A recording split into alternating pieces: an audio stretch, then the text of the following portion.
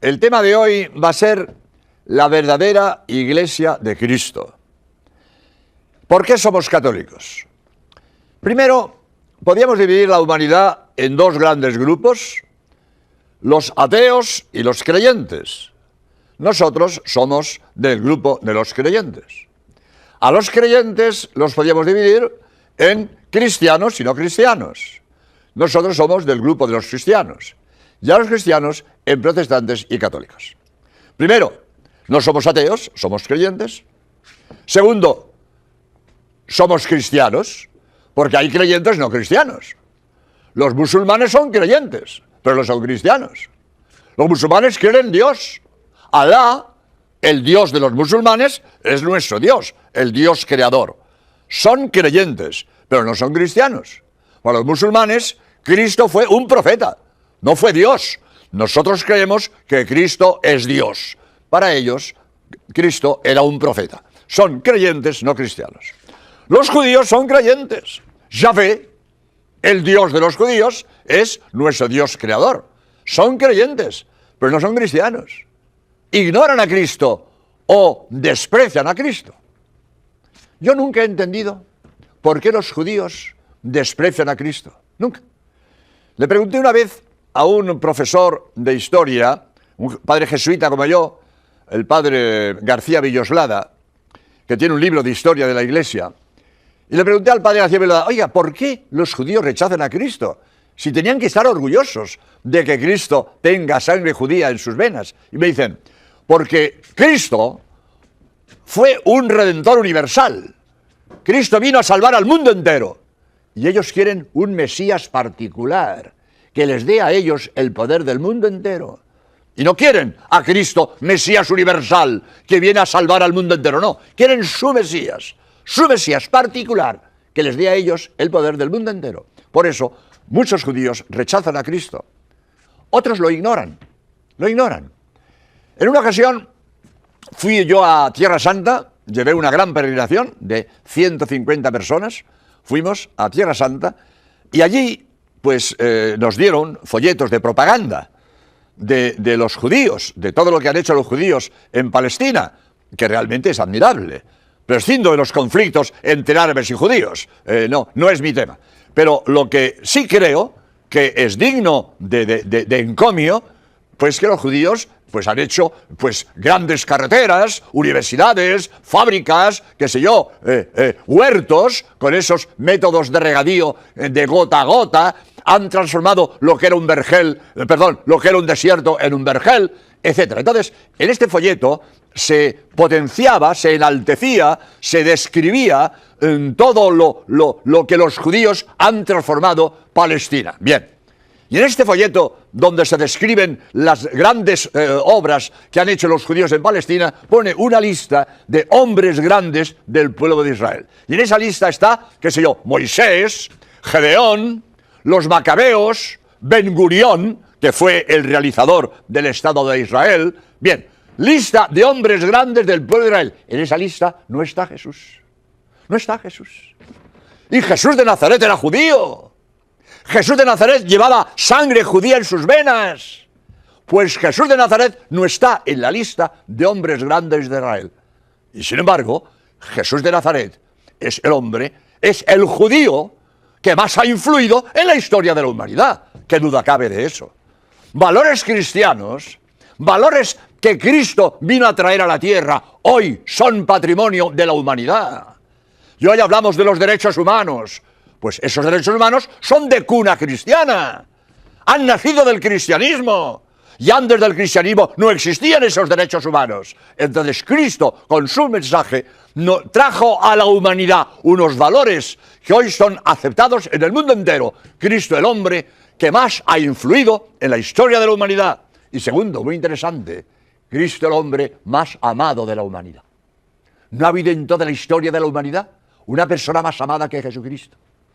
Los hombres grandes, después de su muerte, son ignorados, por lo menos no amados.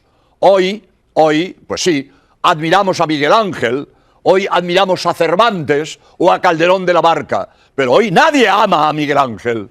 Hoy nadie ama a Miguel Ángel. Lo veneramos como un artista, pero hoy no se le ama. Cristo hace 2000 años que murió y hoy se le ama hasta la muerte. Hay gente que da la vida por amor a Cristo. Unos de golpe en el martirio, otros gota a gota, consagrándole la vida por entero. Millones y millones y millones de hombres y mujeres que hoy aman a Cristo hasta la muerte. Cristo, el hombre más amado en la historia de la humanidad. Pues este hombre, el que más ha influido en la historia de la humanidad, el más amado de la historia de la humanidad, tenía sangre judía en sus venas y hoy los judíos lo ignoran. Lo ignoran. No está en la lista de hombres grandes del pueblo de Israel. Yo eso no lo entiendo. Me apena, me apena. Yo hubiera querido que los judíos estén orgullosos de que en su pueblo nació el hombre más amado de la historia y el que más ha influido en la historia de la humanidad. Bien, es verdad, tengo que decir que hoy hay un grupo de judíos que se acercan a Cristo. Yo estuve en Nueva York dando conferencias y vi jóvenes, chicos y chicas, que llevaban unas camisetas que ponía Jews for Jesus, los judíos por Jesús. Lo mismo que otros llevan en su camiseta, que sé yo, Yale University, o que sé yo, Boston University. Pues otros dirán, Jews for Jesus, los judíos por Jesús. La verdad que es verdad, hoy hay un acercamiento de los judíos hacia Jesús, pero no cabe duda que en general el pueblo judío hoy o rechaza a Cristo o ignora a Cristo.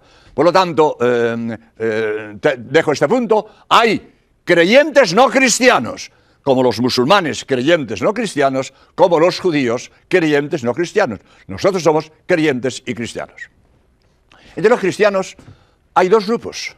Los protestantes son cristianos y los católicos, que también somos cristianos. Dos grupos. Nosotros somos creyentes, cristianos y católicos, no somos protestantes. ¿Y por qué somos católicos?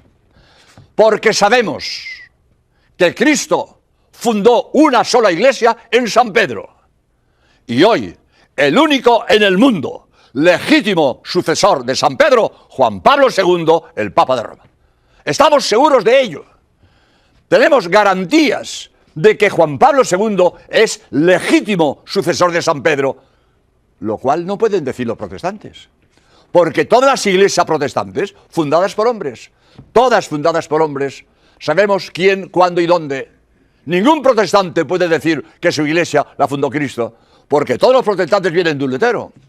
El primer protestante fue Lutero. Lutero era católico. Lutero era religioso. Se peleó con el Papa, rompió con la iglesia y fundó el protestantismo. Y todas las iglesias protestantes que hay hoy en el mundo vienen de Lutero. Y antes de Lutero no había protestantes. Había otras herejías. Valdenses, priscilianos, qué sé yo, maniqueos, lo que sea, docetas, montones de herejías que no tienen nada que ver con el protestantismo de hoy. No tienen unidad de doctrina, no tienen unidad de gobierno, no han formado una misma comunidad en el tiempo. Son distintos. Las herejías anteriores a Lutero no tienen nada que ver con el protestantismo de hoy.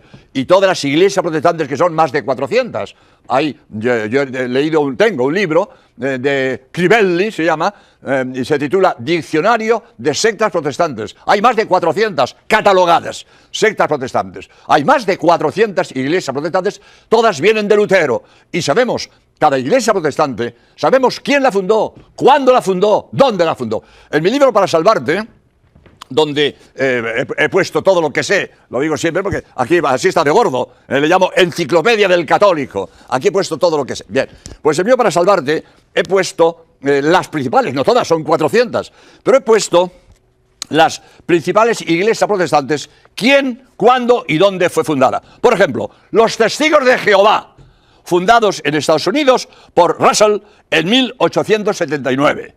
Los Adventistas, fundados en Estados Unidos por Miller, 1860. Los Mormones, fundados en Estados Unidos por Smith, 1830. Los Metodistas, fundados en Oxford por Wesley, en 1739.